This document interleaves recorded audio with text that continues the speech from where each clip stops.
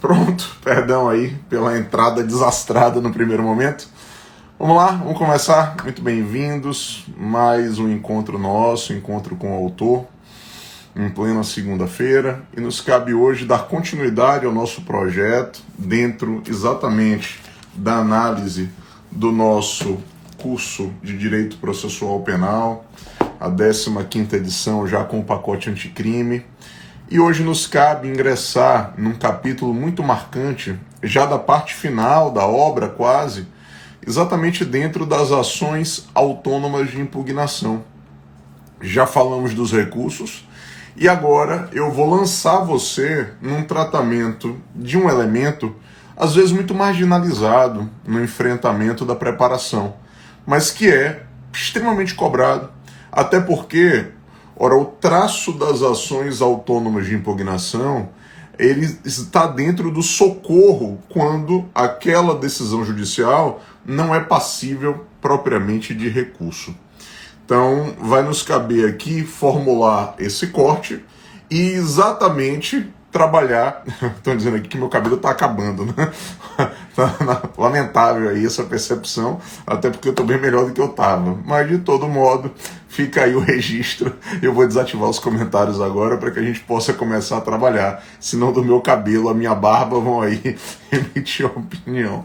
Sensacional, meu cabelo está acabando, foi ótimo. Mas tudo bem, só assim para eu rir nessa segunda-feira.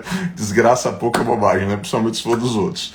Mas eu vou desabilitar agora os comentários e vamos começar, enfim, a referendar as nossas ações autônomas de impugnação. Vamos lá? Então vou seccionar os comentários aqui, já a gente volta, beleza?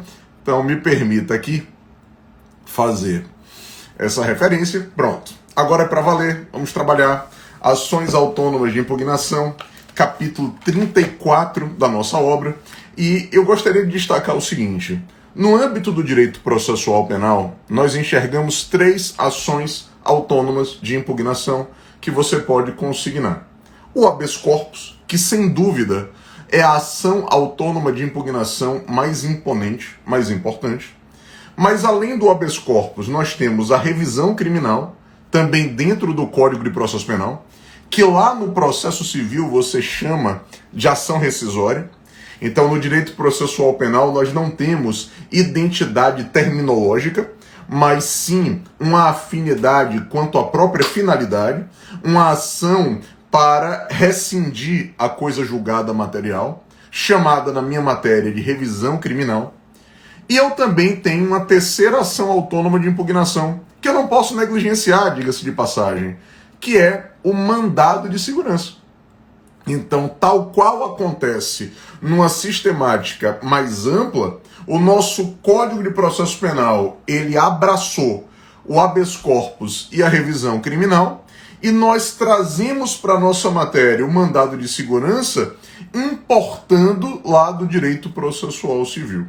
Tudo bem? Agora, naturalmente eu vou focar até na pretensão do processo penal nas 2 ações autônomas de impugnação mais impactantes para a minha disciplina, o habeas corpus e a nossa revisão criminal.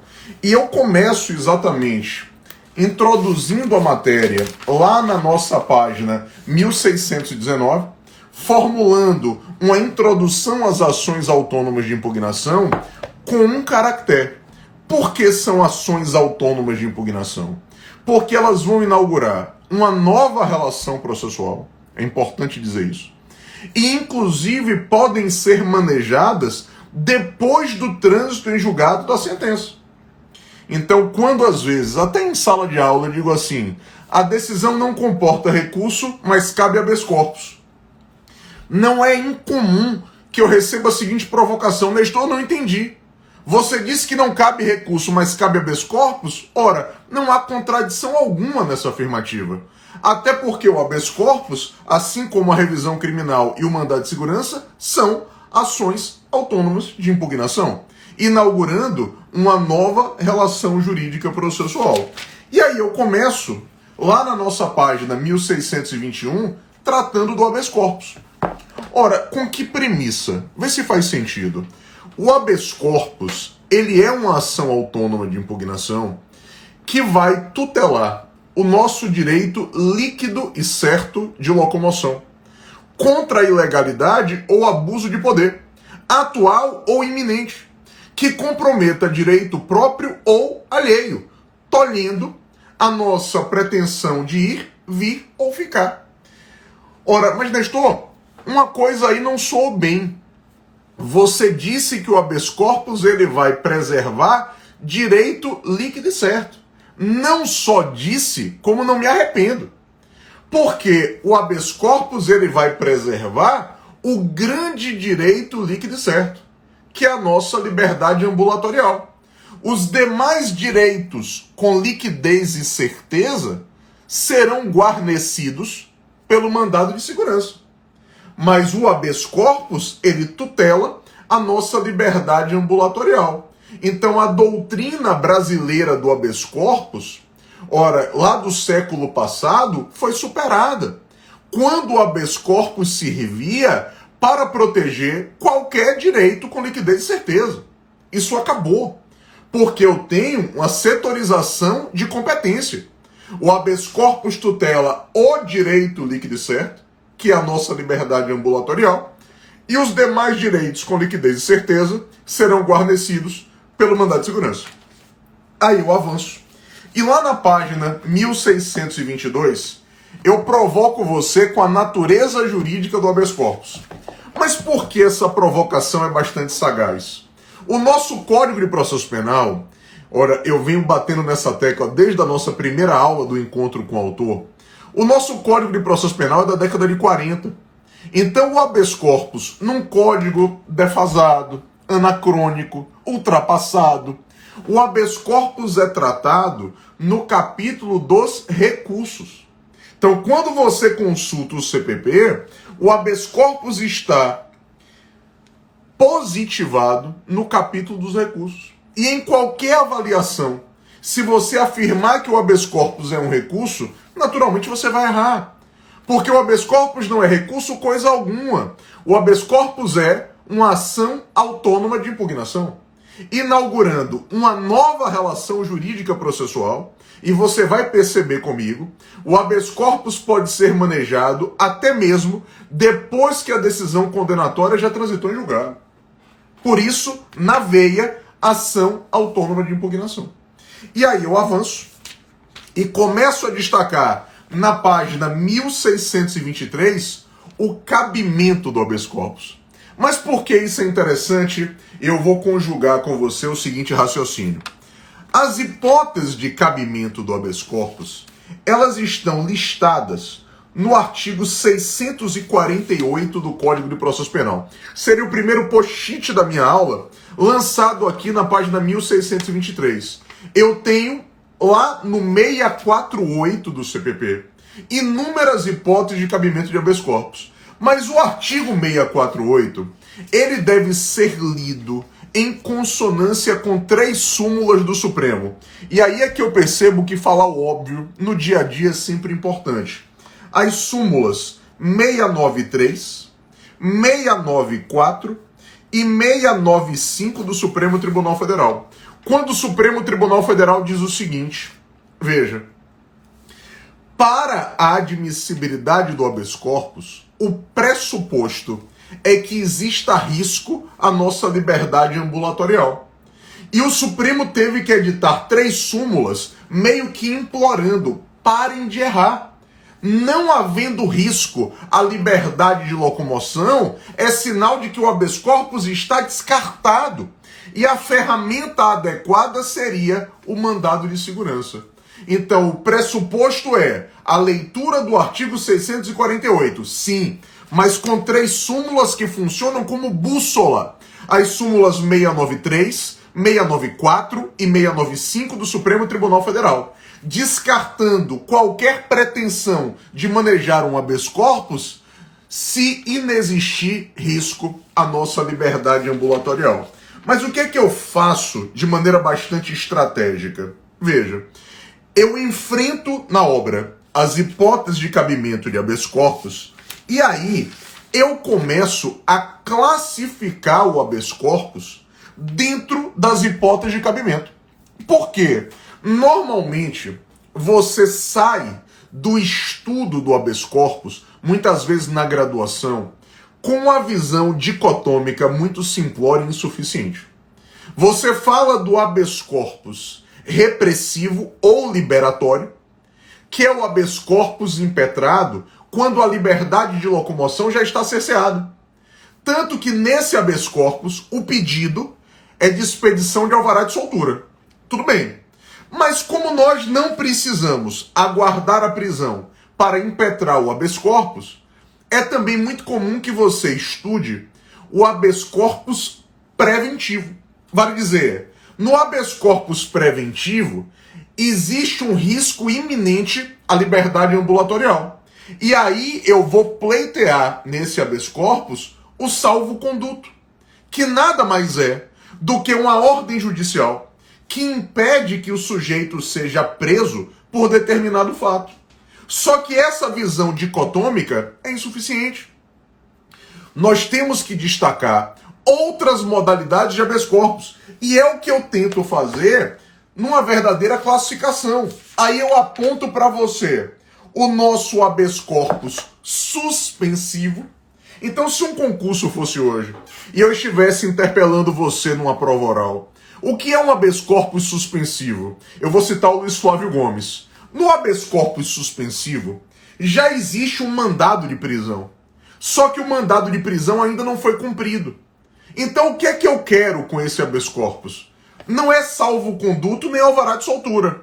O que eu quero com esse habeas corpus é a expedição de uma contraordem ou de um contramandado de prisão. Por isso que o Luiz Flávio Gomes encontrou essa terminologia interessante pautada na suspensividade do comando do mandado de prisão que já foi expedido. Por isso o habeas corpus suspensivo. Eu quero suspender o comando da ordem de prisão. Eu quero cassá-la. Eu quero a expedição de uma contraordem ou de um contramandado prisional. Tudo bem. Aí eu avanço e trabalho, agora é um desafio para você, com o chamado habeas corpus profilático. Se o seu concurso fosse hoje, dava para sair do outro lado? O que é um habeas corpus profilático? Veja, no HC profilático, existe risco à liberdade de locomoção, mas esse risco é acidental, é remoto, é periférico. Quer ver? Imagine que o defensor público tentou acessar os autos do inquérito e foi obstado pela autoridade investigante. O STJ já disse que diante do obstáculo em acessar os autos do inquérito, cabe habeas corpus. E esse habeas corpus seria um HC profilático, porque o risco à liberdade de locomoção do sujeito é indireto. Vale dizer, se o meu defensor não teve acesso aos autos, eu corro o risco de ser preso em algum momento, de ser processado injustamente e até de ser condenado. Então caberia habeas corpus, porque reflexamente existe um risco à liberdade de locomoção. Como esse risco é reflexo, nós falamos em HC profilático. Nós temos ainda o habeas corpus para que seja declarada a extinção da punibilidade. Olha que interessante. Então, se já está extinta a punibilidade pela prescrição ou por qualquer outra causa, eu posso impetrar um habeas corpus com o intuito de que seja declarada a extinção da punibilidade. E eu também abordo o HC para declaração de nulidade. Olhe como o habeas corpus é uma ferramenta com multitarefas. Então, se existe uma nulidade, eu posso impetrar um habeas corpus com o intuito de que seja declarada a nulidade no julgamento do habeas corpus. E eu vou além. Essa hipótese é tão importante que se uma sentença condenatória transitou em julgado e ela é manifestamente nula, eu posso impetrar um habeas corpus para impugnar uma condenação com trânsito em julgado. Olha como isso é importante. Então o habeas corpus é verdadeiramente uma ferramenta multifacetada. E eu ainda tenho o habeas corpus com o intuito de trancar a persecução penal, trancar o inquérito ou trancar o processo. Eu me recordo, só uma curiosidade, na minha dissertação de mestrado, quando eu citei o habeas corpus trancativo, a minha dissertação foi riscada. A banca examinadora me deu uma porrada violenta, dizendo, meu Deus, não há no código regulamentação de habeas corpus para trancar coisa nenhuma. Anos depois, olha a volta no anzol. Agora, com o pacote anticrime, o artigo 3º-B de bola fala em trancamento do inquérito. E como é que eu vou conseguir trancar a investigação? Impetrando habeas corpus. Ora, era algo amplamente difundido nos tribunais. Eu impetro o habeas corpus para fulminar o inquérito ou para exterminar um processo manifestamente ilegal. Não há razão da persecução penal existir. Imagine, uma investigação que apura um fato atípico, um fato que não está previsto na lei como crime. Ou então um processo criminal deflagrado, sendo que não há a mais pálida prova vinculando o réu ao fato. Ora, eu quero fazer o quê? Acabar com aquele processo imediatamente. Eu quero trancá-lo. Por isso eu impetro o habeas corpus. Logo, o habeas corpus é, sim, uma ferramenta multifacetada. Nesse cenário, eu avanço, eu saio da classificação e agora vou destacar um dos tópicos mais interessantes para você. Eu começo a trabalhar e faço uma tabela lá na página 1635 quanto à competência para julgar o habeas corpus. Ora, doutor, me permita trilhar os seguintes parâmetros para você analisar a competência para julgar o habeas corpus. Olha o primeiro parâmetro. Isso aqui verdadeiramente é um grito de alerta. Normalmente a competência para julgar o habeas corpus é definida em razão de quem seja a autoridade coatora. Como assim, Nestor? Seja mais técnico. Você identifique quem é a autoridade coatora. Depois que você identificar quem é a autoridade coatora, você se faz uma outra pergunta. Se ela praticasse um crime, ela seria julgada onde? O órgão competente para julgá-la, se ela praticasse um crime, é o órgão competente para apreciar o habeas corpus quando ela se traveste em autoridade coatora. Então, quer ver? Imagine. O juiz estadual é a autoridade coatora. Ora, se o juiz estadual praticar crime, ele é julgado aonde? No TJ. Logo, esse habeas corpus será julgado aonde? No Tribunal de Justiça, quando o juiz estadual é a autoridade coatora. Por exemplo, decretou uma prisão ilegal. Ou então, quer ver um outro exemplo? Imaginemos que o coator é um desembargador do Tribunal de Justiça, ou uma Câmara do TJ composta por um colegiado de desembargadores. Se o desembargador praticar um crime, ele é julgado aonde? No Superior Tribunal de Justiça. Logo, quando um membro de Tribunal de Justiça ou de TRF figura como coator, o HC será impetrado perante o STJ.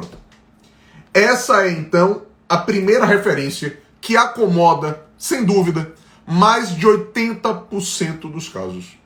Detecte quem é a autoridade coatora. Ora, aprecie o órgão para julgá-la se ela praticasse um crime. Será o mesmo órgão para julgar o habeas corpus se ela é a coatora. Agora, eu trabalho com a segunda referência. Que segunda referência? A figura do paciente. Por quê? Ora, o paciente é o beneficiado pelo habeas corpus. E a competência do Supremo e do STJ para julgar habeas corpus é também definida em razão de quem é o paciente.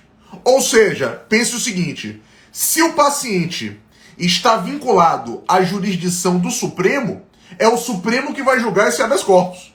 Ou se o paciente está vinculado à jurisdição do STJ, é o STJ que vai julgar o habeas corpus. Então o Supremo e o STJ também têm competência para julgar o habeas corpus em razão de quem seja o paciente, em razão de quem seja o beneficiado pelo HC. Aí é só pensar, meu Deus, esse paciente está submetido à jurisdição do Supremo ou do STJ, é lá que o habeas corpus tem que ser impetrado. Tudo bem? Essa, então, é a segunda regra de interpretação. E a última regra interpretativa me permite jogar você, sabe aonde? Em algo que está na moda, juizado especial. Por quê? Se o juiz de primeiro grau do juizado é o coator, eu impetro o HC na turma recursal.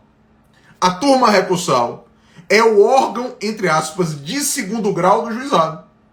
A turma recursal é composta por 3 juízes de primeiro grau. Eles não são desembargadores. Mas, se o juiz do juizado, o juiz singular, é coator, eu impetro o HC na turma recursal. Mas aí vem a pergunta: e se a turma recursal for coatora? Olha a sacada. O Supremo Tribunal Federal cancelou a súmula 690, então o segundo post-it da aula de hoje, súmula 690 do Supremo, cancelada.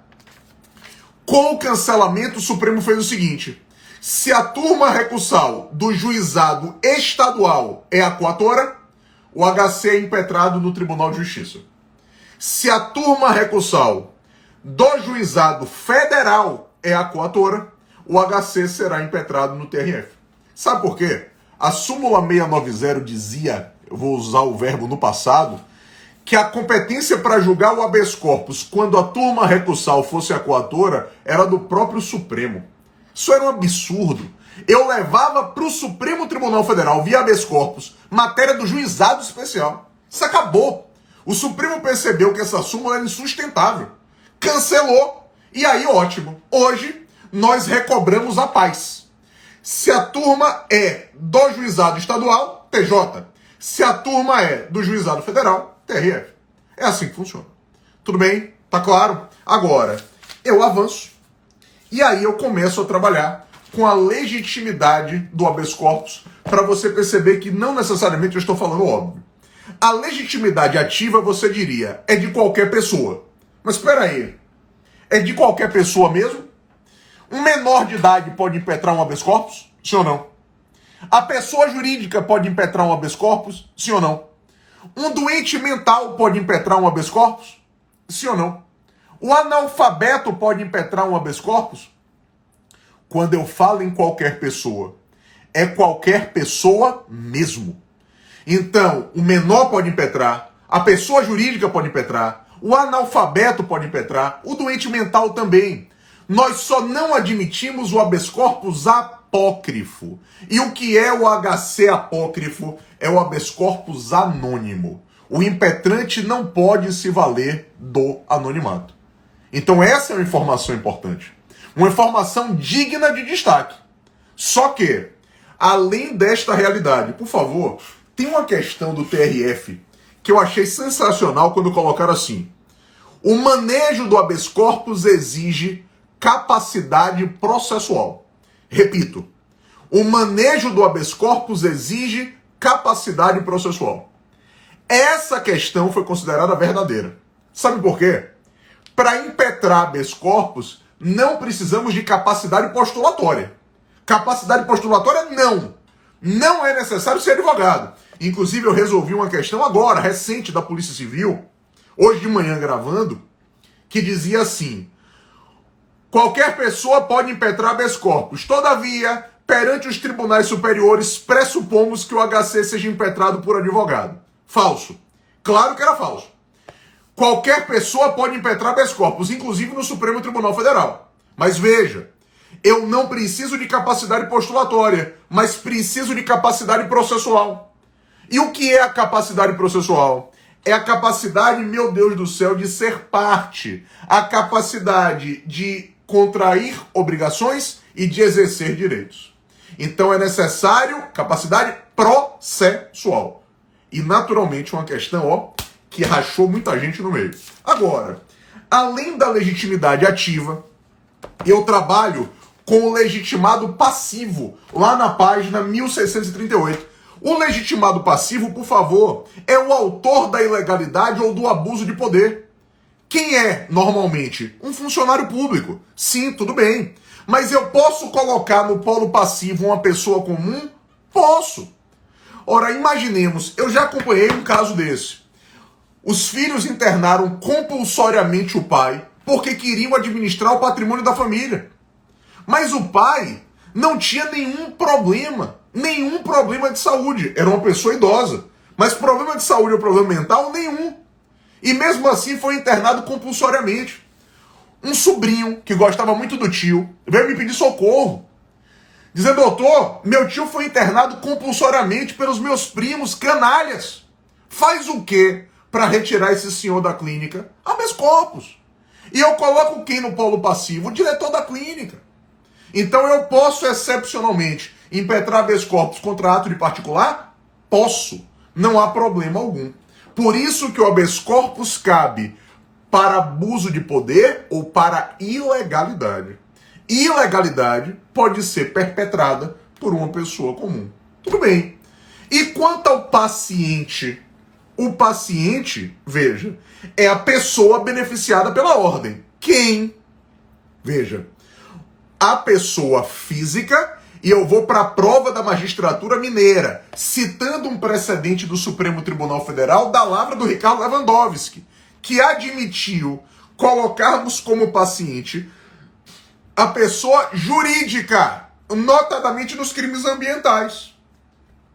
Eu me reservo com todas as vênias a discordar do Supremo. Eu sei que a pessoa jurídica pratica crime, mas a liberdade de locomoção é incompatível com a Constituição da PJ. Para guarnecer os interesses da pessoa jurídica, o adequado, na minha ótica, é manejar mandado de segurança. De todo modo, eu tenho precedente no Supremo admitindo HC em favor da pessoa jurídica. E agora, você certamente acompanhou, ora, uma decisão, um precedente aí, amplamente difundida essa semana na imprensa, na verdade, na semana passada, uma liminar em habeas corpus concedida em favor de um cavalo.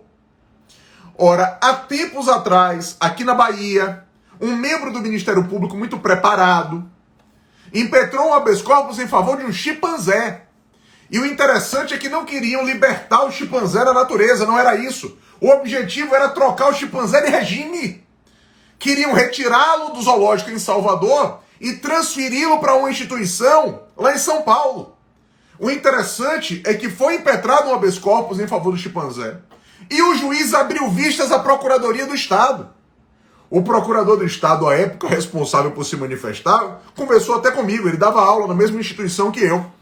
E todo mundo discutindo esse caso, saiu a título nacional, e o pessoal dizendo, olha aí, ó, todo mundo discutindo, e eu que vou ter que me manifestar. E era uma bomba, porque o habeas corpus estava muito bem fundamentado.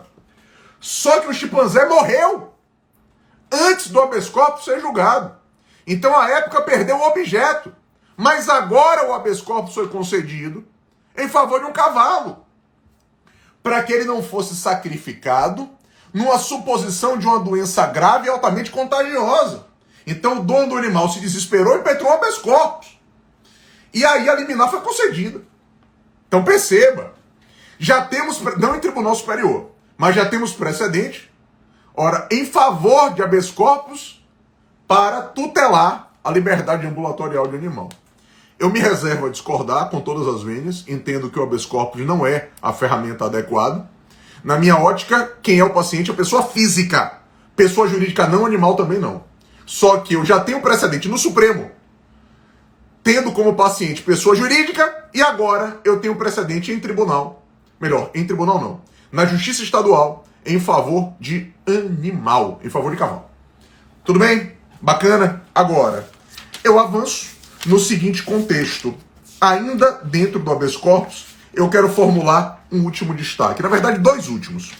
Um que eu coloco lá na página 1645, a questão do habeas corpus de ofício. Muita atenção. Ainda hoje, o entendimento francamente preponderante, apesar da inércia da jurisdição, apesar do sistema acusatório, mas nós admitimos a concessão de habeas corpus de ofício.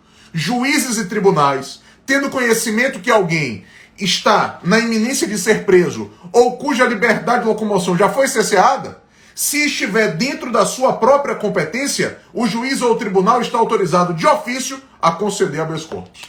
Tamanha é a importância da tutela à liberdade ambulatorial. Portanto, nós estaremos diante de um exemplo de ação penal de ofício. Uma ação penal de ofício que não tem viés condenatório, mas é uma ação penal de ofício. Esse é o primeiro elemento de consignação. E o último, que eu quero destacar, em homenagem à atuação da Defensoria Pública. Eu coloco lá na página 1632, pedido genérico em habeas corpus.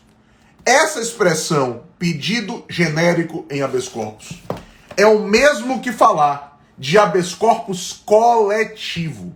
Nós temos um paradigma, um exemplo de êxito em habeas corpus coletivo, julgado pelo Supremo Tribunal Federal para proteger mulheres grávidas ou mulheres com filhos de até 12 anos incompletos e que estavam presas preventivamente e que os juízes não substituíam a prisão preventiva por prisão domiciliar, negando o comando do artigo 318 do Código de Processo Penal, que trabalha com a prisão domiciliar.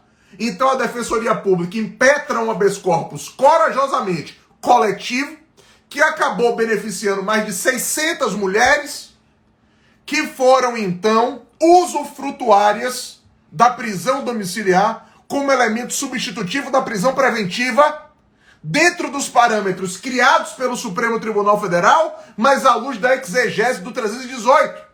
E essa atuação do Supremo foi tão importante, que o Congresso Nacional, mais uma vez, nunca de maneira proativa e sim reativa, atrasado, o Supremo Tribunal Federal foi na frente, aí veio o Congresso e alterou o Código de Processo Penal e inseriu os artigos 318A de água e 318B de bola, regulamentando então a situação das mulheres grávidas ou com filhos de até 12 anos incompletos e que são usufrutuários da prisão domiciliar. Até porque isso não pode ser favor, porque quem depende de um favor, infelizmente, não tem nada na vida. É direito, se os requisitos legais estiverem preenchidos. Foi o entendimento do Supremo nessa hipótese. Agora, na Covid, resolveram impetrar habeas corpus coletivo para impugnar lockdown. E o Supremo, afastou tudo. Afastou todos. Mas, nesse, especificamente da Defensoria Pública, para guarnecer as mulheres que têm direito à prisão domiciliar, atendidos os requisitos legais, o Supremo, então, concedeu a ordem.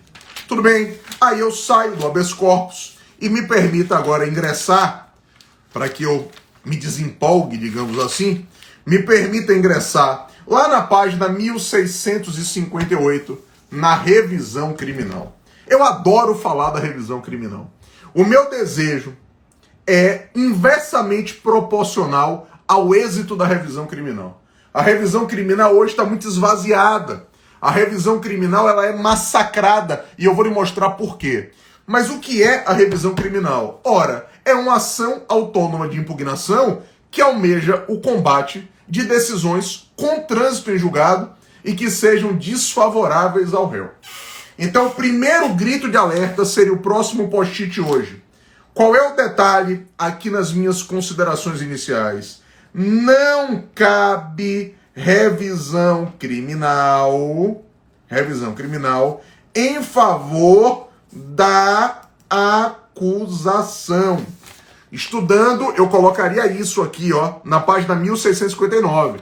Não cabe revisão criminal em favor da acusação. Só existe revisão criminal pró réu. Só existe revisão criminal em favor do imputado. Jamais em favor da acusação. Então veja, olha a sacada de concurso, questão de prova oral, inclusive.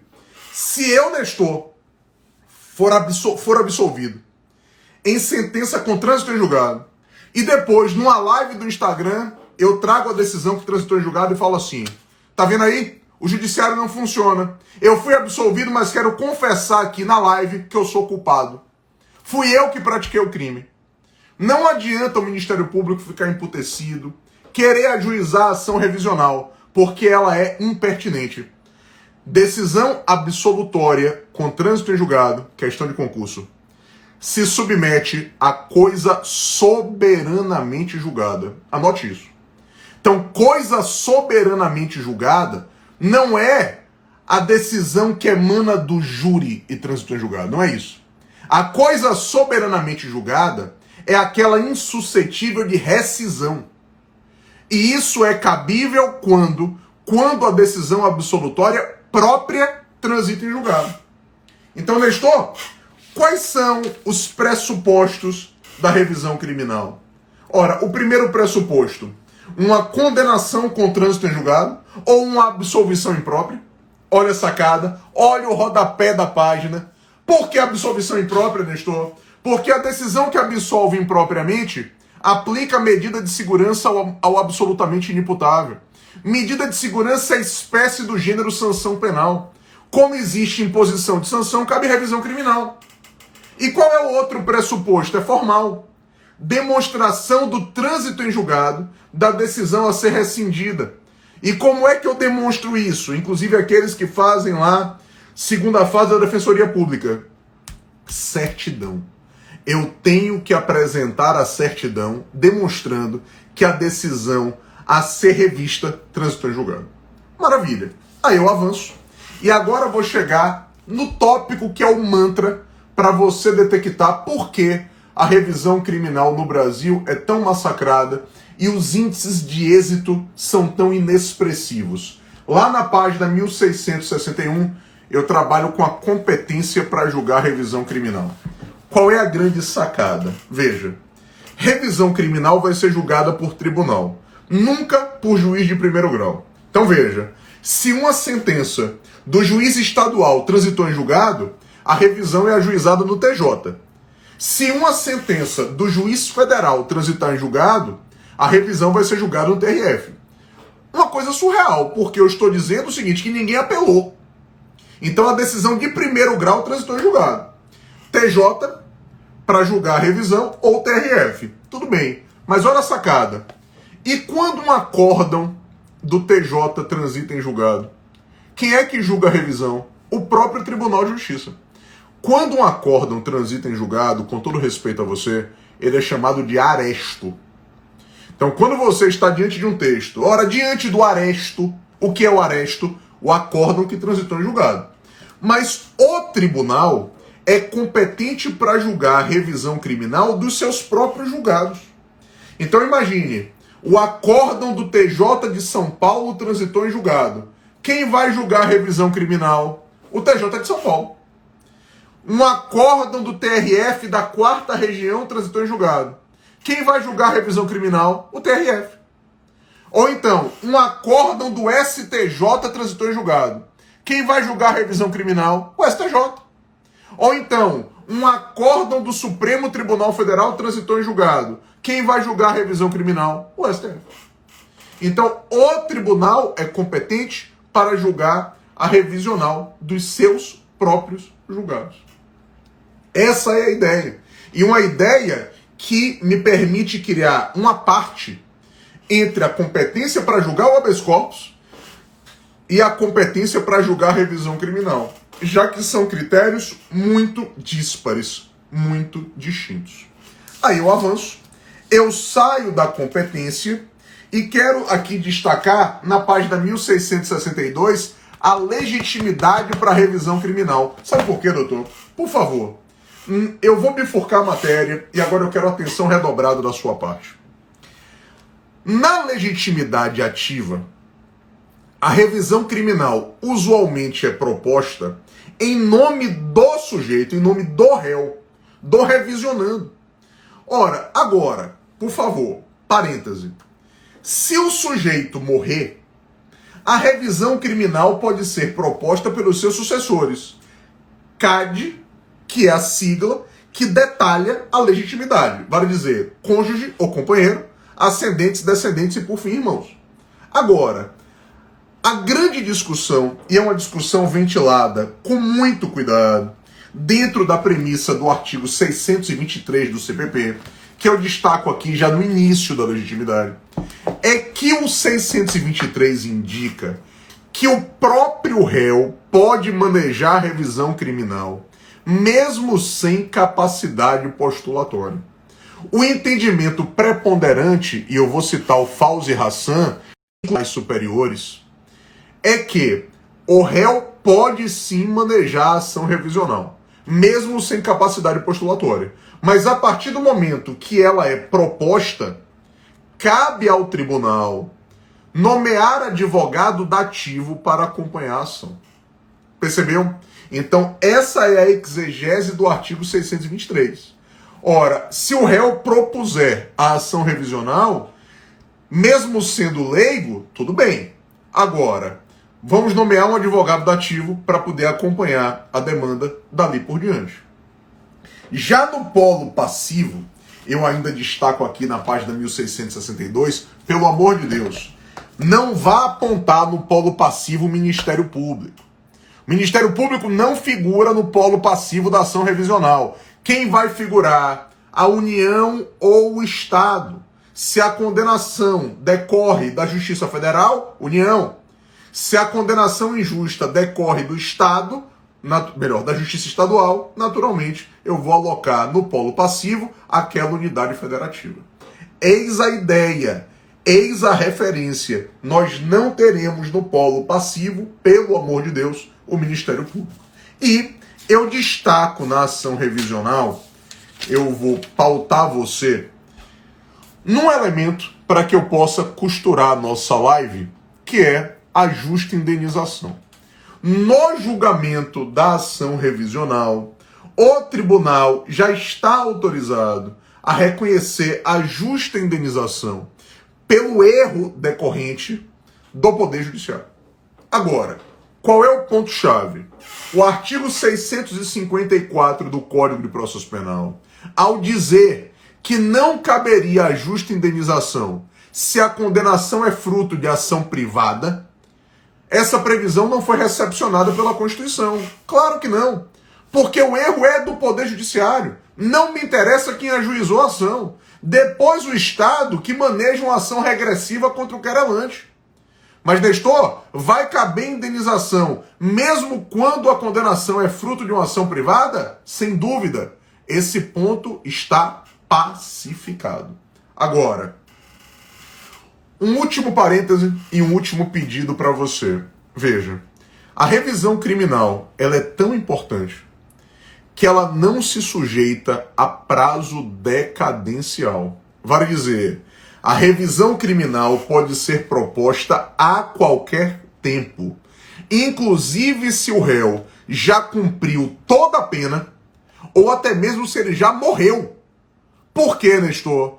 Porque um dos objetivos da ação revisional é reconstruir o status dignitatis daquele que foi injustamente condenado.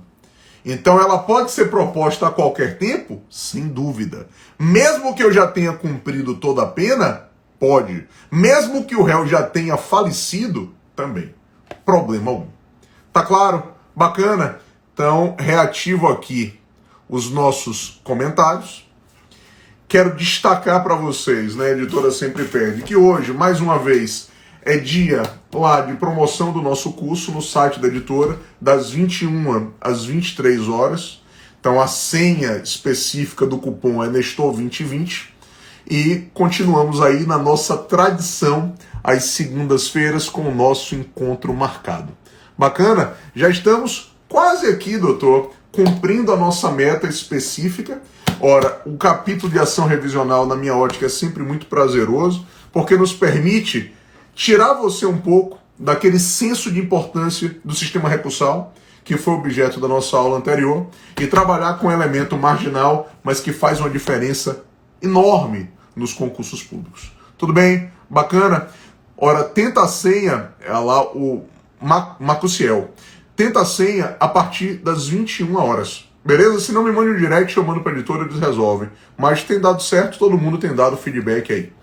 Tranquilo? Bacana? Então, pessoal, obrigado. Obrigado a todos vocês. Uma excelente semana para todos nós. Muita atenção. A questão da capacidade processual do HC tem como falar, professor? Sim. É necessário capacidade de ser parte. Capacidade de contrair obrigações e exercer direitos.